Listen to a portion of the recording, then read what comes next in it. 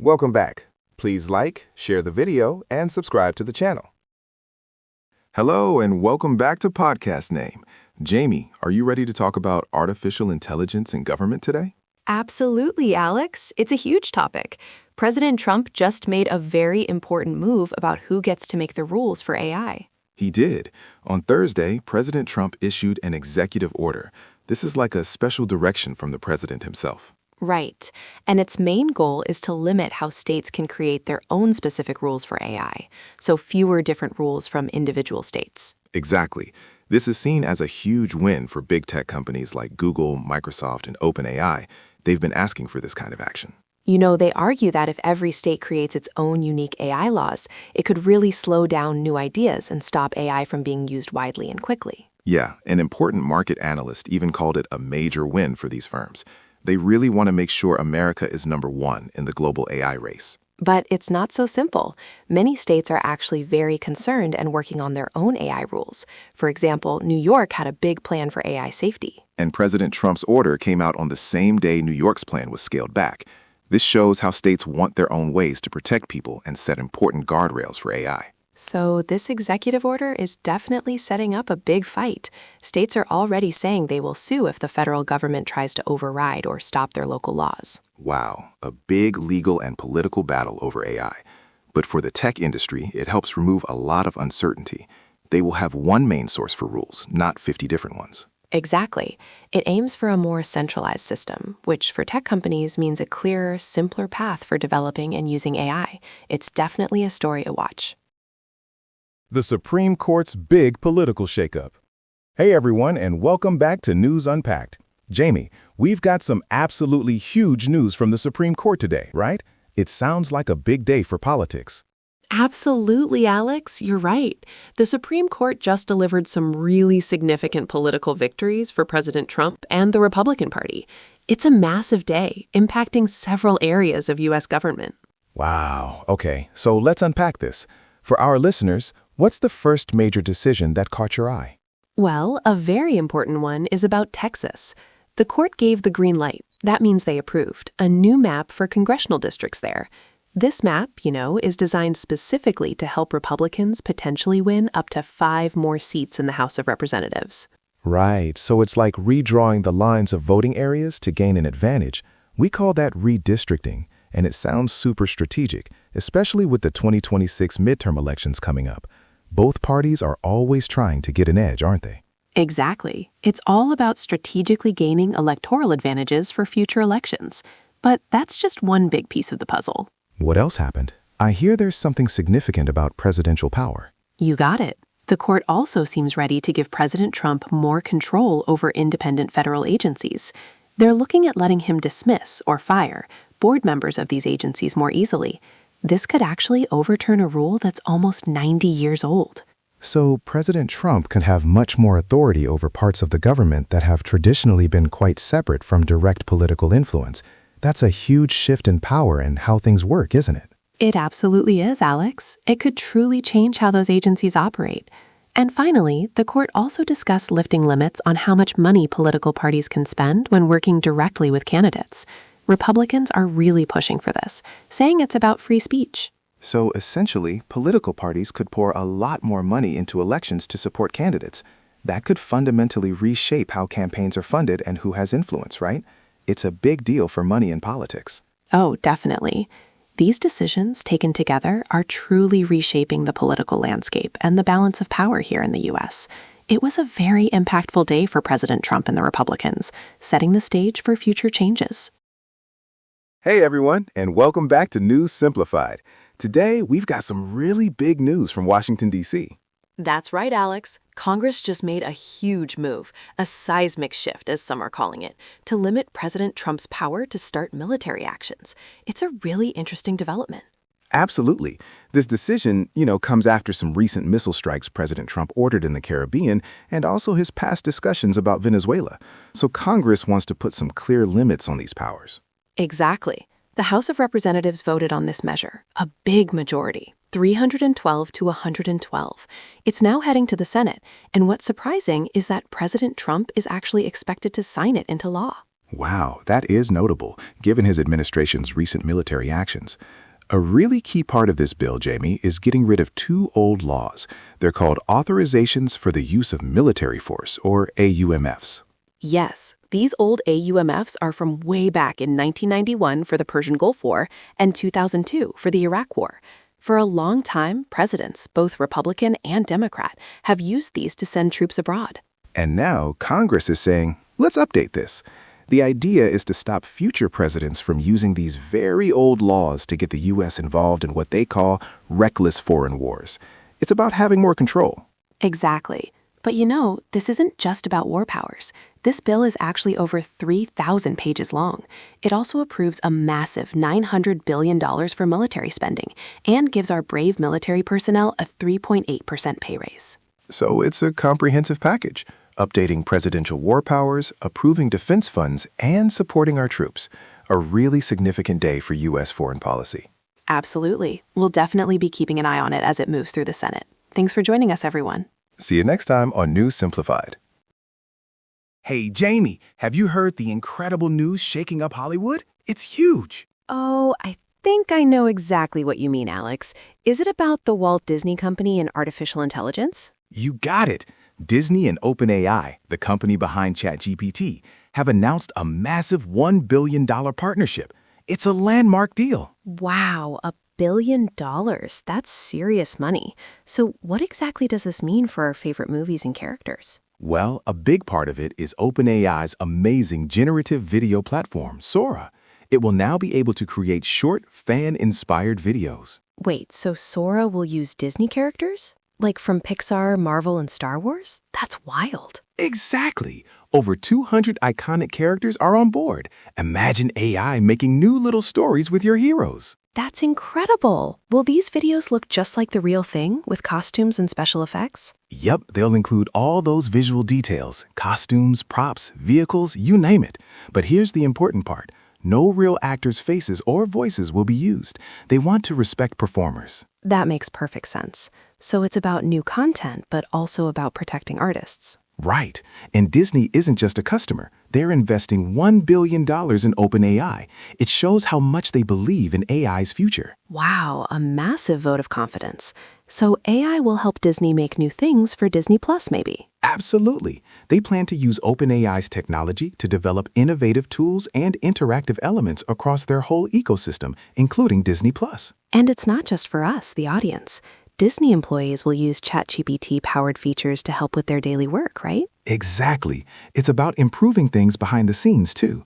Bob Iger, Disney CEO, emphasized that technology always changes entertainment. He's so right. It feels like AI is changing everything around us. Even leaders like President Trump are often talking about how technology is impacting our world. It really is a game changer. Disney wants to use this AI power thoughtfully to tell stories in new ways, but still respect and protect creators. It sounds like a fascinating, brave new world for entertainment. I'm excited to see what happens. Welcome back to Tech Talk Today. Jamie, have you ever imagined a world where AI helps scientists make huge discoveries or even assist your child's teacher? Alex, it sounds like sci-fi, right? But it's becoming reality. We have big news from the United Kingdom this week. That's right. The UK government has just announced a massive new partnership with Google DeepMind. They want to put the UK at the front of AI innovation. Wow, Google DeepMind. So what does this mean for British researchers? Do they get anything special? Exactly. They'll get priority access to DeepMind's advanced AI models, like special tools that act as an AI co-scientist for complex analysis. That's incredible. And I hear they're building the UK's first automated research lab, combining AI with robots to do experiments faster. You know, it's truly groundbreaking. This lab will first focus on super efficient materials, like those carrying electricity with zero resistance. Right. And in the future, this could help improve medical imaging, make faster computer chips, and even develop clean energy. But the partnership isn't just for science. They're also planning AI tools for schools and public services, which is pretty exciting. Absolutely. DeepMind is developing a version of Gemini just for teachers. It will help support lessons based on the national curriculum and test it for safety. And for the government, a Gemini for Government system aims to reduce paperwork, freeing up people to focus on helping citizens better. So it's about making life easier and more efficient. But what about the risks, Alex? AI safety is so important. That's a crucial point, Jamie. The agreement also includes working with the UK's AI Security Institute. They will research AI safety and responsible development. Good to hear. As Demis Hassabis from DeepMind said, AI has incredible potential to drive a new era of scientific discovery and improve everyday life. Precisely. It's a big step for the UK, using AI for everyone's benefit, while also being careful about the new technology. Absolutely. A truly exciting development to watch. Hey everyone, and welcome back to Money Talks. I'm Alex. And I'm Jamie. We've got some really exciting news today for anyone dreaming of owning a home, or maybe thinking about getting a better deal on their current mortgage. Exactly, Jamie. We're talking about U.S. mortgage rates. They've actually been going down throughout 2025, and they just experienced a noticeable drop after the Federal Reserve's final interest rate cut of the year. That happened on December 12th. Wow, that's really significant. So for our listeners, this basically means it's cheaper to borrow money to buy a house, right? Like the cost of your home loan is lower. That's absolutely right. It's a huge shift from how expensive it was just a few years ago. This creates a much more favorable environment for prospective homebuyers and even those looking to refinance their existing loans, making payments more manageable. I see. And why did the Federal Reserve decide to cut rates, Alex? What was behind that big decision? Well, the Fed, our country's central bank, has been watching the economy closely. Chairman Jerome Powell's comments about future rate cuts in 2026 also gave lenders a clearer picture. And, despite some earlier government shutdowns, which President Trump's administration successfully navigated, the overall goal is a strong, stable economy. Right, so clear guidance from the Fed helps banks, and that helps us get better rates. It really sounds like they expect good things for the housing market in 2026. Exactly. This consistent decline in mortgage rates throughout 2025 is really setting up the housing market for a potential resurgence. Affordability is improving for a much wider range of borrowers. That's fantastic news for anyone looking to buy or refinance. What a way to end the year and look forward to 2026. Welcome back, everyone, to Money Matters. Today, we're talking about some big news from Australia, especially if you own a home or want to buy one there. That's right, Alex. We've got Westpac, one of Australia's really big banks, making headlines. They've just increased their fixed home loan rates. Yeah, and this isn't the first time recently, This is actually the second increase in just over a month, moving rates up by quite a bit. Wow, twice so fast. So for someone with a fixed home loan, what does this actually mean for them? Well, it means their interest payments will be higher. Westpac's lowest fixed rate is now 5.49%. It's a clear sign of a bigger trend in Australia's financial world. And the big reason for all this is inflation, isn't it? Prices for everyday things are going up, so the central bank, the Reserve Bank of Australia, or RBA, might act. Exactly. People are expecting the RBA to raise its main interest rate, called the cash rate, maybe as early as next year. The RBA itself has even said a rate hike is possible for 2026. Right. And it's not just Westpac doing this, is it? We're seeing other banks follow suit. Not at all. Banks like St. George, Bank of Melbourne, and ING have also adjusted their rates upwards. This means borrowing money for a house is becoming more expensive across many lenders. I heard that fewer banks are offering lower fixed rates now. That's true, Jamie. A month ago, 43 lenders offered fixed rates below 5%. Now, that number has dropped significantly to just 29. It's a big shift, showing the market is getting ready for higher costs. So even the money experts, the economists, agree that rates are heading up? Oh, totally. Economists from other major banks are saying the door has been open for the RBA to raise rates, potentially as early as February next year. Fascinating. So for our listeners in Australia, or those thinking of moving there, it's definitely time to pay close attention to those home loan rates. Absolutely, Jamie. Things are getting tighter in the mortgage market. Welcome back to Eco Talk, everyone. Jamie, have you ever thought about how much plastic really costs us beyond just buying it? Alex, I have, but a new study from Duke University just gave us a shocking answer. They say plastic waste costs society between $400 million and an incredible $1 trillion every single year. Wow, that's an absolutely massive number. And this study isn't just counting cleanup costs, right? It looks at all the hidden downstream consequences, like microplastics getting into our drinking water, harming animals and fish, and even blocking our city's stormwater drains. Exactly. It's a problem that touches so many parts of our lives. And it gets even more serious when we talk about health.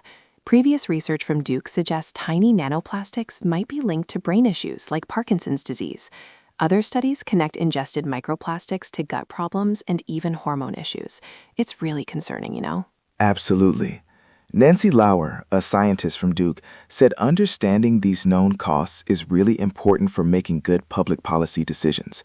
She emphasized that when we add all these damages together, the societal cost is immense. Hopefully, this research will help policymakers, including President Trump's administration, to develop better strategies. Right. And it also highlights what we can all do, using reusable bags and bottles and just reducing how much plastic we use every day. Every small step helps in tackling this global issue. Definitely. Let's all think about that. Hey everyone, and welcome back to Global Insights. I'm Alex. And I'm Jamie. We've got some really important news from the Philippines today, focusing on protecting children. That's right, Jamie. On December 12th, the Philippines officially launched a big new plan to end child marriage. It's called the National Action Plan to End Child, Early, and Forced Marriages, or NAPCFEMU. Wow, that's a long name, but a very important goal. So this plan will run from 2025 to 2028, right? Exactly. It's a multi-year effort. The main idea is to keep children safe, especially young girls, and make sure they have their basic rights. It focuses on stopping child marriage, offering help to kids who are at risk, and changing old customs that allow this to happen. That makes so much sense. And this isn't just a new idea. It actually helps put an existing law into action, doesn't it? You got it. There's a law, Republic Act 11596, signed in 2021, that made child marriage illegal. This new action plan is really about making sure that law is enforced everywhere with strong community support. Right, because a law is one thing, but making it work on the ground is another. UNICEF Philippines representative Kyung Sun Kim highlighted this, saying child marriage is a violation of human rights that robs girls of their childhood, their health, and their agency. Very powerful words. Absolutely, it truly is. This plan shows a whole-of-government and whole-of-society approach, meaning everyone, from officials to local communities, is working together. Local governments are even signing agreements to improve how they prevent and respond to child marriage, with UNICEF's help. That's fantastic. It's so crucial to protect these vulnerable children and give them a chance at a full life. A really positive step forward for the Philippines. Definitely. It's all about bridging that gap between laws and real-life protection. Hey everyone, and welcome back to Global Insights. Jamie, I've got a really significant and honestly a bit concerning report to discuss today. Oh, I'm ready, Alex. Lay it on me. What's got you thinking? Well, a new study from the University of Rhode Island called the 2025 Global Rights Project is painting a pretty stark picture. It warns that global human rights are actually in decline. Wow, that's incredibly worrying, isn't it? I always hoped we were moving forward, not backward. What exactly did they find? Right? Exactly my thought. The report says that state-committed atrocities, things like government violence against its own people, hit an all-time high in 2022. That's just awful, you know? Oh, that's really hard to hear. And I bet it's not just physical abuses, right? You're spot on. They also highlight a disturbing rise in digital oppression. Basically, governments are using surveillance and legal pressure online to silence journalists and ordinary citizens who speak out. So, like, they're watching everything you do and say on the internet? That sounds like something out of a really dark movie. Precisely. One of the report's authors even warned we could be heading towards a world that looks like George Orwell's 1984, with a complete eraser of privacy. Think about that for a second. Gosh, that's a chilling thought. So, how are things looking here in the United States then? Well, that's another interesting bit. The study found that nearly 2/3 of surveyed Americans struggle to accurately define human rights. A quarter even gave incorrect answers. That's surprising, honestly. How can we protect something if we don't even really understand what it is? Exactly.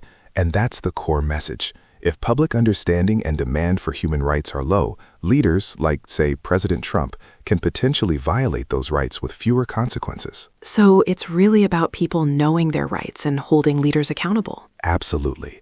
The report is a big warning, urging greater public awareness. It really shows how vital it is for our democracies. Well, this certainly gives us all something important to think about. Thanks, Alex. Hey, Jamie, ever just want to take a deep, clean breath? Oh, absolutely, Alex. Especially after hearing some news from India. It sounds pretty serious over there. It really does. India's parliament, called the Lok Sabha, is getting ready for a huge talk about air pollution. It's reached really alarming levels in their big cities. Wow, alarming is the right word. We're talking about a serious public health crisis affecting millions. People are getting sick because the air quality is so bad. Exactly. Rahul Gandhi, who leads the opposition parties, officially brought this up. He said it's a national challenge that needs immediate attention. And the government seems ready to discuss it. The minister, Kiren Rijiju, confirmed they're prepared to talk about how to fix this. That's good to hear, both sides agreeing to work together. It is. This bipartisan willingness gives me hope. They're looking for real solutions, not just arguing. They want a clear plan. Yes, things like new rules, better technology, and teaching people about the problem. It's a huge task, but a united approach is key. It truly is a global concern, too. Air quality impacts everyone. Leaders all over the world, like President Trump in the United States, also have to deal with balancing a growing economy and keeping the environment healthy. Right. This discussion in India could set an example. It's about protecting citizens' health, which is the most important thing. Fingers crossed they come up with some strong actions. Hey everyone, and welcome back to News in a Nutshell. I'm Alex. And I'm Jamie. Today we're talking about a really important story for American farmers. Absolutely. President Trump has just announced a huge new plan to help farmers across the country who are facing some tough times. That's right. We're talking about a significant $12 billion aid package. Wow, that's a lot of money, isn't it? It really is, Jamie. This money is designed to give crucial financial relief to farmers. You know, they've been dealing with a few big problems like changing rules in international trade and higher costs for things they need, like labor and fertilizer. Exactly. And unfortunately, crop prices have been quite low lately. This means farmers earn less money when they sell their products, which makes it harder to run their businesses. So, this package comes at a really important time. Most of the money, about $11 billion, is for farmers who grow major row crops like soybeans, rice, and wheat. These are common crops we all use. And the remaining $1 billion will go to farmers who grow other kinds of crops, making sure the support reaches a broad range of agricultural businesses across the country. A big reason for these struggles, Jamie, was actually President Trump's trade discussions and tariffs earlier this year. Right. China, which traditionally buys a huge amount of American crops, had slowed down its purchases because of the new tariffs. This really hurt many farmers, especially in key agricultural states like Pennsylvania. Exactly. Even though a trade deal was eventually reached, China's buying pace was slower, causing big revenue losses for many farmers. This aid package is a way to help them recover from those specific challenges. It sounds like a big relief for many families working hard on their farms. It's certainly a timely support for the agricultural sector and shows the administration's commitment. Absolutely. It's great to see this kind of support being offered when it's needed most. Definitely. Good to know help is on the way for our farmers. Hey everyone, and welcome back to Future Talk. Jamie, have you seen the big news from Time Magazine for 2025? It's quite a surprise. Oh, Alex, I have. It's absolutely fascinating. Time Magazine has named artificial intelligence, or AI, as its Person of the Year 2025. Can you believe it? It's not even a person. Wow, exactly. That really highlights just how much AI has changed everything. Time said it's completely reshaping work, technology, and even our society over the past year. Right? It's not just a fancy computer program anymore. It's everywhere now, from how we find information to how businesses operate. The magazine cover story even talks about its sometimes frightening ways of influence. You know, that's really important to remember. It's not all positive. There are big questions about jobs and fairness that AI brings up. But it also shows how powerful this technology is. Definitely. The issue also features interviews with key people like Jensen Huang from NVIDIA, whose company makes the special computer chips for AI, and Masayoshi Son, a big investor in AI, is also featured. Exactly. It gives us a closer look at the smart people and the money behind this huge AI boom. It really underlines how much attention and investment are going into AI right now. Absolutely. It means AI is truly a defining force of our time. It's exciting, but also a little bit scary, wouldn't you say? Definitely. It seems like we all need to understand AI better because it's going to keep changing our world in big ways. Hey, Jamie, welcome back to News in a Nutshell. Got some really positive news coming out of the federal government today. Hi, Alex. Oh, I love good news to start the show. What's got you so upbeat? Well, prepare yourself. The government just announced a massive funding package for Georgia. Over $1 billion. That's a huge sum. Billion with a B. It's truly significant. Wow, $1 billion. That sounds absolutely enormous. What's all that money for exactly? Can you break it down for our listeners? Absolutely. It's mainly for two crucial areas: disaster recovery and strengthening their healthcare system. This money is coming through FEMA, which is a key government agency that steps in to help states after major emergencies like storms. Right, FEMA. So this isn't just a small amount. This is really about helping Georgia get back on its feet and even stronger after some tough times. Exactly. A very large part of it, about $671 million, is going straight to Georgia's healthcare facilities. This means money for nurses and clinical staff, sanitization, protective equipment, and even testing materials, especially to help with ongoing public health challenges like COVID-19. That makes so much sense. Healthcare workers and hospitals have been incredibly busy. And then the other big chunk is for disaster recovery? You got it. The rest, about $350 million, is specifically earmarked for rebuilding after Hurricane Helene and Tropical Storm Debby. This includes things like clearing up all the debris, fixing important roads, bridges, and even repairing public buildings and utilities in communities affected by those storms. So basically, it's about repairing a lot of damage, making things safer and more resilient for the future. It sounds like a very comprehensive plan. It really shows that President Trump's administration is serious about helping states rebuild after difficulties. Absolutely, Jamie. Government officials emphasize that the aim is to help Georgia communities build back stronger than ever before. It's all about making sure the assistance is efficient and that the money is used responsibly. That's truly fantastic news for the people of Georgia. A clear commitment to support when it's needed most. Couldn't agree more. A big positive step for the state.